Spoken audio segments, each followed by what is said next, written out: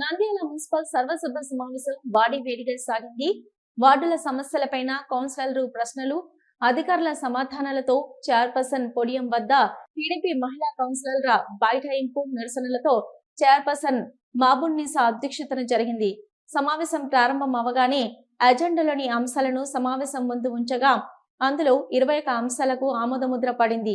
అందులో public health లో పనిచేస్తున్న చనిపోయిన అవుట్ సోర్సింగ్ వర్కర్ సూర్య పోగుబాబు కుటుంబానికి, అలాగే ప్రమాదంలో మృతి చెందిన టి హుసేన్ కుటుంబాలకు ఎక్స్‌గ్రేషియా చెల్లించాలని ఆమోదం తెలిపారు. అలాగే వైఎస్ఆర్ నగర్ లోని బుడగచెంగల కాలనీలో పాఠశాల నిర్వహణకు తీసుకున్న అద్దె భవనాన్ని సంవత్సరం పాటు పొడిగించుటకు, అందుకు అద్దె చెల్లించుటకు 51,840 రూపాయలు మంజూరు చేయుటకు కౌన్సిల్ ఆమోదం తీసుకోవడం జరిగింది. వీటితో పాటు డ్రైనేజీ కాలువల నిర్మాణాలు, సీసీ రోడ్డు పనులకు 339.36 లక్షల సాధారణ నిధుల నుంచి ఖర్చు చేయుటకు పరిపాలన అనుమతులు లభించింది. అలాగే వర్షాలు వస్తున్న నేపథ్యంలో నంద్యాల పట్టణంలో దోమల నివారణకు డ్రోన్ల సహకారంతో యాంటీ లార్వా లిక్విడ్ ను స్ప్రే చేయనున్నట్లు కమిషనర్ సభ్యులకు తెలిపారు. ముఖ్యంగా పట్టణంలోని వీధి కుక్కల బెడద ఎక్కువగా ఉందని, ప్రతిసారి కౌన్సిల్ సమావేశంలో చర్చ జరుగుతున్న ఆచరణలో కుక్కల బెడదకు పరిష్కారం కావడం లేదని పలువురు కౌన్సిలర్లు ప్రశ్నించారు. కుక్కల బెడద పైన కౌన్సిలర్లు ఆవేదన వ్యక్తం చేశారు. రోడ్డుపైన వెళ్తున్న ప్రజలకు కొరుకుతున్నాయని, పిల్లల వెంట పడుతున్నాయని, వాటిని వార్డులలో నుంచి బయటకు పంపాలని కౌన్సిలర్లు కోరారు.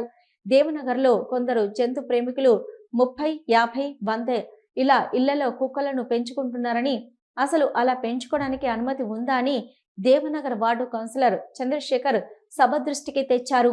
ఈ విషయంలో ప్రభుత్వ నిబంధనల ప్రకారం అనుమతులు తీసుకోవాలని, అలా లేకుంటే చర్యలు తీసుకుంటామని, అన్ని కుక్కలు పెంచుకోవడానికి వీలుండదని కమిషనర్. ఇది వచ్చేసి ఈ మధ్యనే స్ట్రైక్ చేసినారు, ఆమోదం తెలిపినారు అధ్యక్ష. అజెండాలో పొందుపడిన సంతోషం.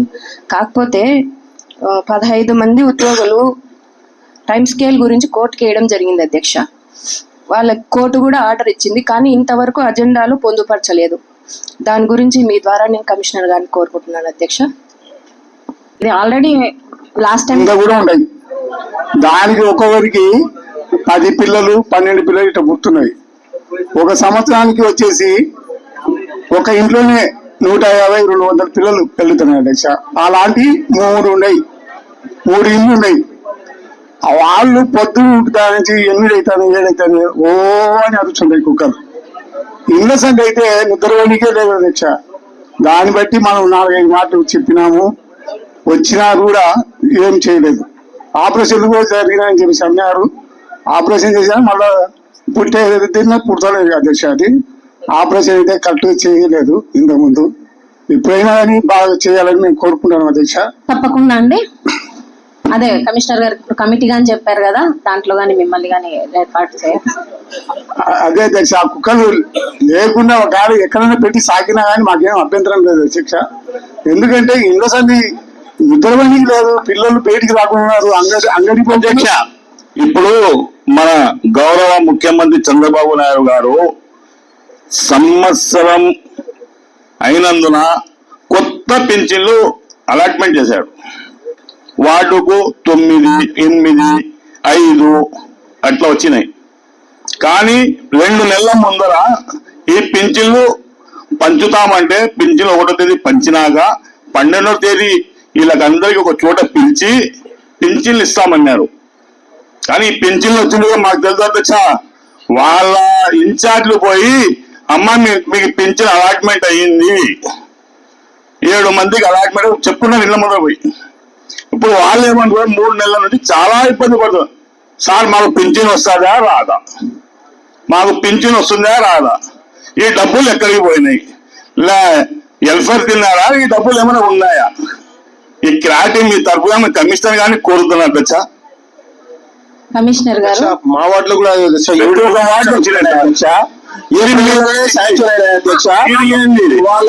అమౌంట్ 4 లక్షల రూపాయలు 28,000 రూపాయలు శాంక్షన్ అయినాయి. ప్రతి ఒక్కరికి 4,000 రూపాయలు ఐడి నెంబర్తో సహా ఇచ్చినారు. ఏప్రిల్ నెలలో శాంక్షన్ అని చెప్పి ప్రతి ఒక్క వార్డు వచ్చినాయి. నా వార్డు కూడా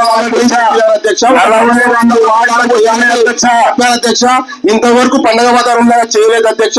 వాళ్ళు ఎందుకంటే 3 నెలలు అయిపోయింది అధ్యక్ష.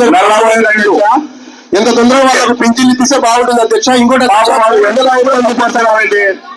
తిరిగి పాపం చాలా కష్టపడుతున్నారు. వీళ్ళకి పింఛన్ ఉందా లేదా? మన గవర్నర్ చంద్రబాబు నాయుడు గారు పంపించిన పింఛన్లు అందుతాయా లేవా? అది సంవత్సరం తర్వాత ఒక వార్డుకు 7 పింఛన్లు వచ్చినట్టు అధ్యక్ష. అది కూడా పింఛన్లు కొత్తవి కాదు అధ్యక్ష. వృద్ధాప్య పింఛన్లు పోతే వాళ్ళకు చనిపోయిన వాళ్ళకు వితంతు పింఛన్లు అని శాంక్షన్ చేశారు అధ్యక్ష. కొత్త పింఛన్ వాళ్ళ భర్త చనిపోతే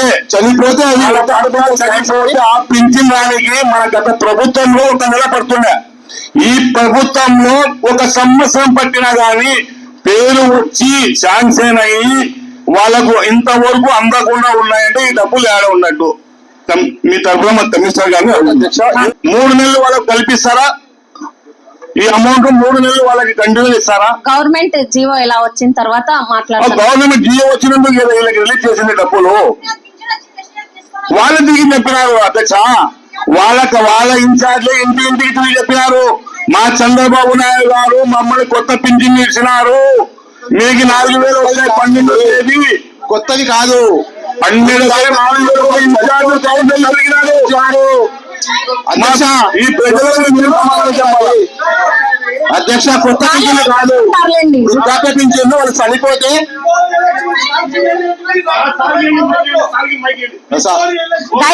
చెప్పండి దయచేసి అవి కొత్త పింఛన్లు కాదు, వృద్ధాప్యంలో చనిపోయిన వాళ్ళకు దీనికి ప్రభుత్వానికి సంబంధం కాదు అధ్యక్ష. కొత్త పింఛన్లు రిలీజ్ చేస్తామన్నారు.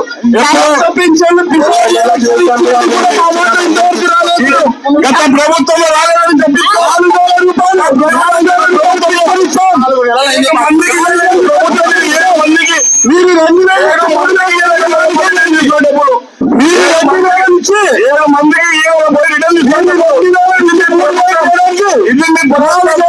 4,000 మంచి ప్రభుత్వం. ప్రజలకు తెలుసు 7 మందికి మంచి ప్రభుత్వం. ప్రజలందరూ మంచి ప్రభుత్వం. 4 సంవత్సరాలకు 1000 రూపాయలు పెంచినారు.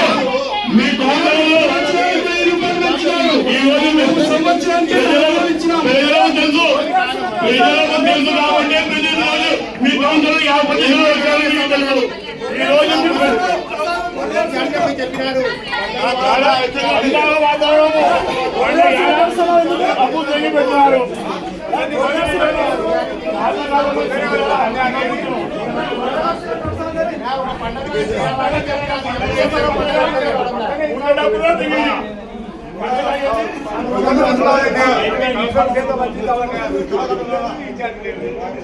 హలో, నంద్యాల న్యూస్ 10 మీ చుట్టూ జరిగే సంఘటనల్ని మా దృష్టికి తీసుకురావాలి అనుకుంటున్నారా?